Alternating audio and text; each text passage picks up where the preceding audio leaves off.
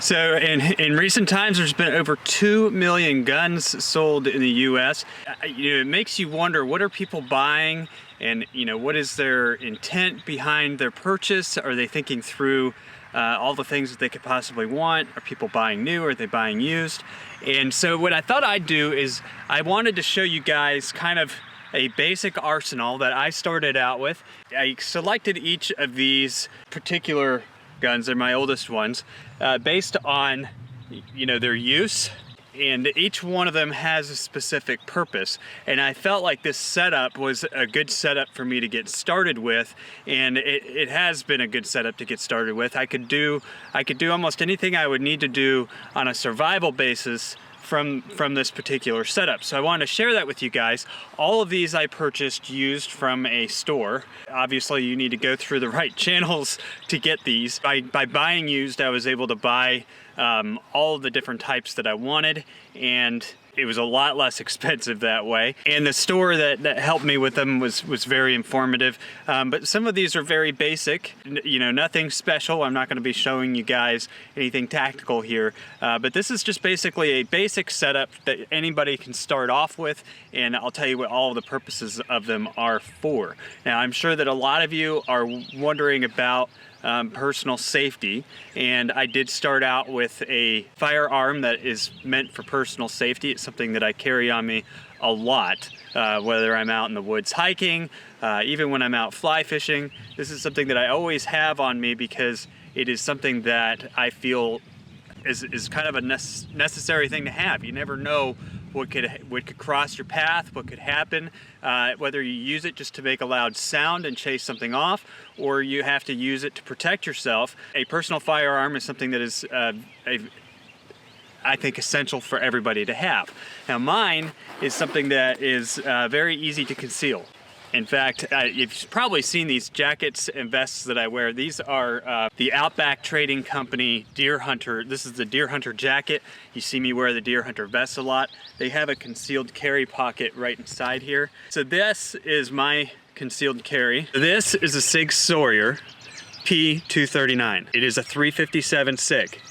I like this because it's very similar in size to a 9mm, but it has a lot more of a kick, and it's going to travel a bullet a lot faster, a lot harder, and a lot further, and a lot more accurate than a 9mm. In comparing a 357, which is the silver bullet on the right side, to a 9mm, you can see that the bullet size is about the same on both of these, but where the difference is in the cartridge.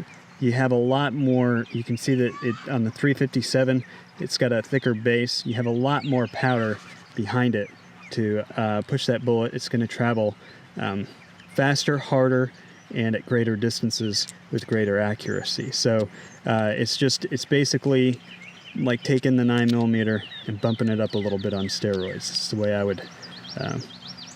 I would describe a 357. Now, in comparison to a 45, you can see that the 45 is overall much bigger. That's this one here. And then you've got your 357 and your 9mm.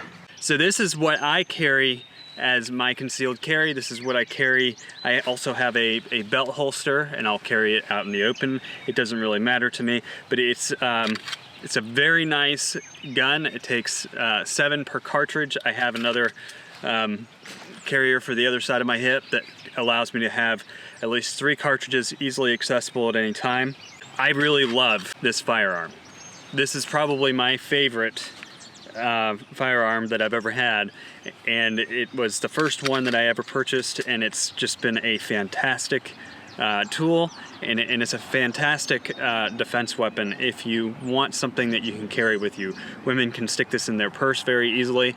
It's just overall a fantastic self-defense weapon.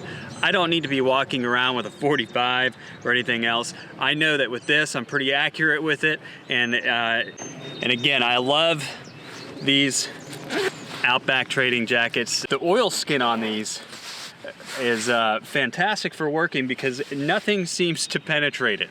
Nothing seems to hurt it. If it's raining outside, I don't get wet. I love these jackets, and I love the vest, and I love the fact that they have the concealed carry pocket. Now, again, I'm not sure that every Outback Trading jacket and vest have that concealed carry. I know that the deer hunter versions do, and that's part of the reason why I bought them. Is, you know, when I'm out working or I'm out in the field, I'm going out into the woods, I could easily carry a firearm. It's not, you know, super fast to access, but I can get to it pretty quickly, and I don't have something hanging on a hip. It's just, you know, right here at my chest, and it doesn't bother me at all. I don't notice it in there. The jacket's pretty well padded, and so is the vest. So those are part of the reasons why I selected these vests. The other reason obviously was for the oilskin, which is just basically a cotton that has an oil protective layer on it. You have to renew it every now and then. They smell when you first get them because they're coated in oil, but after you've worn them a little bit and they've had a chance to air out, that smell goes away. So I love these jackets. I think everybody should have one of these. My grandfather was a lieutenant in the Navy in World War II, and he had one gun in his house when I was growing up, and it was a .22. So the .22 bullet is a very small rifle bullet. And you can get these in long range, which have just basically a longer shell to hold more powder, and that'll help the bullet travel a greater distance with greater accuracy. These .22 rifles are great rifles for a couple reasons. If you're not used to target shooting, if you haven't shot before, I would highly suggest you start with one of these. They have very little kick, they're easy to aim, the ammunition is extremely cheap. We bought these mainly for target shooting. However, it's also a fantastic tool if you're going after small game like rabbits, or if you're trying to rid yourself of certain critters that are being destructive on your property. I have rarely had to use this for that purpose, but I know that when it comes to small game hunting, you know, you get boxes of ammunition for these for very, very inexpensive. To me, that's a great thing to have. You know, the ability to go out and hunt small game. You can hunt turkeys with this. We also have a 410, which is a smaller shotgun, which is also great for fowl hunting. But this, if you're shooting at, you know, things on the ground, don't go shooting at birds with a rifle. But if you're shooting, you know, at things like rabbits and things like that, if you're hunting small game, a .22 is just a great little rifle. It could also take down a coyote if you needed to.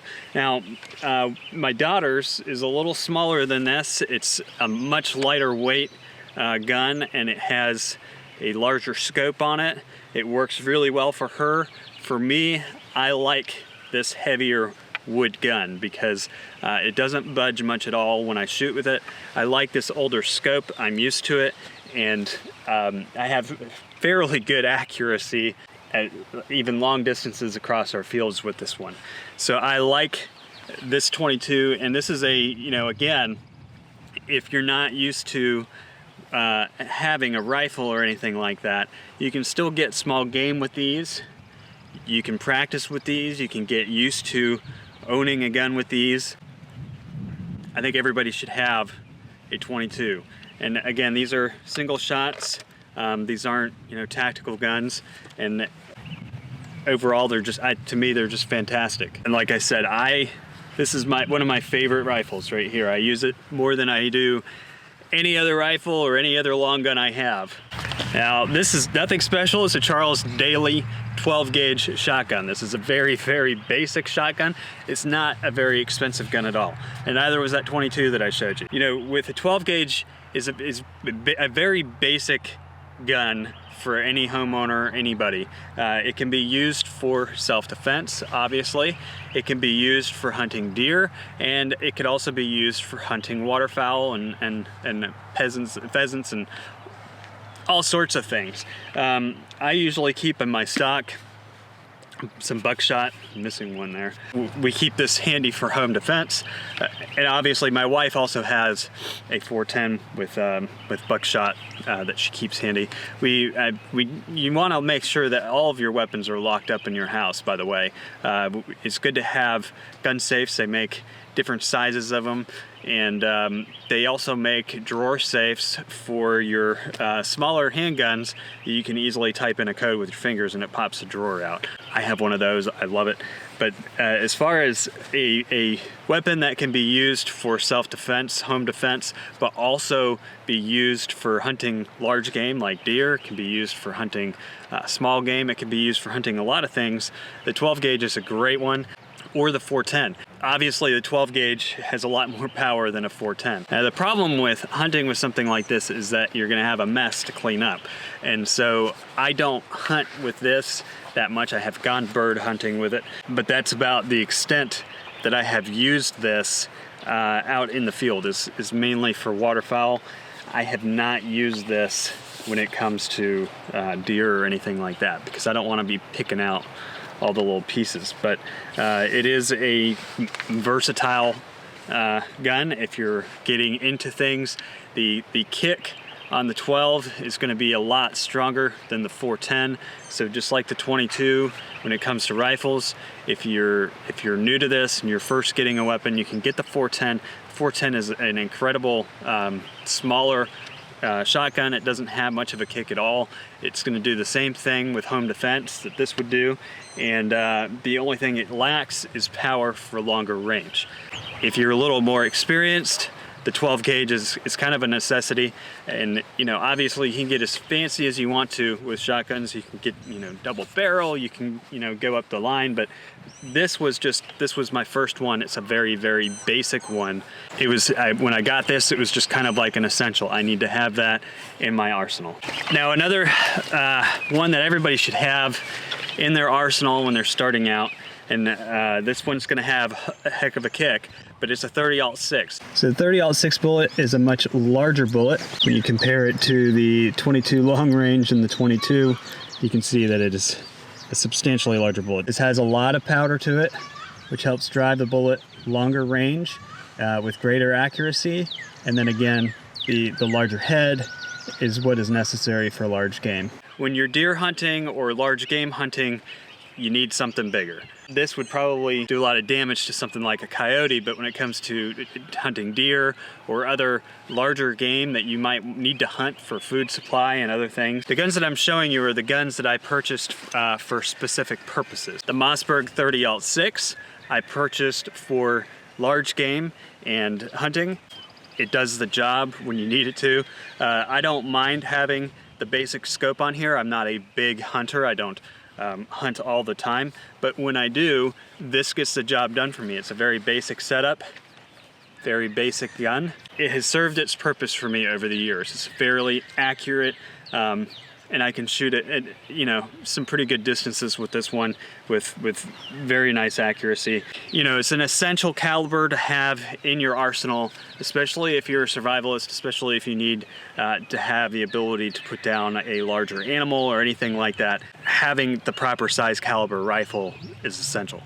I would hate if we were in a situation out on our farm where we had to put an animal down because of an accident or an injury or sickness or anything like that, and I didn't have the proper caliber to do it accurately, fast, and quick. This gives me that, as well as the potential to hunt deer and other larger game. I couldn't be without a 30-06. So hopefully this video gave some of you who are out there without any direction, some direction to start your first arsenal. A lot of people are very into tactical, and they tell you go tactical, you can do anything with a tactical firearm. I like tactical, but because I'm more of a outdoorsman, I care about home defense, but I also am looking at things that are going to be very accurate and very useful in a hunting environment. I went with what I have, the 22 for my small game, the 12 gauge for my waterfowl, and again, the 30-06 for my large game. And with those three, I can do basically anything. And then of course, I have my 357 for my concealed carry, and I carry this with me anywhere, out in the woods, wherever I am. This is what I practice it with. This is what I have the most accuracy with. We do have other firearms in our arsenal, but these are the basics that I started out with. When I went to a gun store for the first time and I was trying to line up what it is that I wanted to do, I'm one of those people who likes to have not the most versatile weapon, but the one that performs a specific duty. Each one of these to me performed a specific duty, and but they were also versatile enough that I knew that I would cover a wide range of things. It's like when you're buying an axe or you're buying a chainsaw. Do you go with the biggest and the baddest out there, or do you try and hit certain different ranges of versatility with each of those? And so all of these hit different ranges and give me the longest range and the greatest ability with my arsenal to get me started. And that's why all of these are, I've had for years now, were selected to give me that wide range versatility, and cover the most essentials that I would need to cover. Always remember to be safe, be careful, don't buy anything that you can't handle, and always treat these things like they are loaded. None of these today that I've been working with are loaded. I checked them all beforehand. This isn't a gun safety video. One of the biggest problems that everybody runs into when they first start holding a gun or working with a gun is that they don't think about whether something is loaded. They're not used to thinking that way. My suggestion to you would be to get one and have it unloaded and just get used to carrying it around, get used to handling it, and get used to checking it constantly check it. When you pick up a firearm, you should be checking to make sure that it is unloaded before you do anything else with it. Just check it out, make sure it's unloaded. But after you get used to it and you build those habits up, then you can start carrying it with something in the clip. But I would not even put anything in the clip. I would just get used to picking it up, checking it, and building your habits before you do anything else with them, because that is where accidents happen. Accidents happen from people who aren't used to them. They don't think about, is my safety on? Is it loaded? They're not used to that because they're new to a weapon, and what happens is you have accidental discharges, somebody gets hurt. So my suggestion to anybody out there who is purchasing a weapon for the first time, whether it's a hunting rifle or a concealed carry gun, always make sure and just practice with the empty gun for some time until you get it straight. That every time you pick it up, you're making sure there's nothing in it. And if there is something in it, you're making sure that you're pointing it away from anything, even if there's nothing in it. That's where you're building your habits. You're building your habits by just constantly making sure that the end of this gun is not pointing towards anybody or anything at any time. So build your habits first when you pick one up. Get used to it, get used to checking it, get used to making sure it's pointed away from things. Then once you kind of have your basics down, and like I said, this isn't going to be a gun safety video, there's a lot of things that we would have to cover in that. But once you get your basics of gun safety down, start using it, start learning how to target practice with it. But take advantage of your Second Amendment rights. There's nothing wrong with owning these things. Just keep them locked up, keep them in safe places, keep them away from your children. But there's nothing wrong with having a rifle, a shotgun, or a handgun. Tactical guns are a little more controversial. I don't think there's anything wrong with owning those either. We have a right to own these. You have a right to hunt. You have a right to protect your property. You have a right to all of those things. Take advantage of it. Have it on hand. Get used to handling it in case of an emergency. But don't just go out and buy things blindly. Don't go out and buy things for a single purpose. If you're going to do anything at all of these have come from a reputable dealer, so buying them used was not a problem for me. They were very well taken care of. They were, they were ready to go when I picked them up. Any day of the week, I would still go back and buy this setup of 4 before I go buy a new gun, and really the price difference was about the same. I got a much larger variety for my money because I don't use them all on a regular basis. I'm not wearing them down. And I'm very pleased with the assortment that I started out with. Now that I've had them for about 10 years and I purchase other guns, I'm obviously kind of branching out a little bit. We've got different kinds, but the ones that are here in this setup are a very basic setup for somebody starting out that gave me everything that I needed for hunting, everything that I needed for self-defense, everything that I needed to get started. And that is what I wanted to show you guys in this video. Get started, go with something used. If it's coming from a dealer, it's going to be taken care of. They're going to have it serviced before they sell it to you. They're liable for that weapon.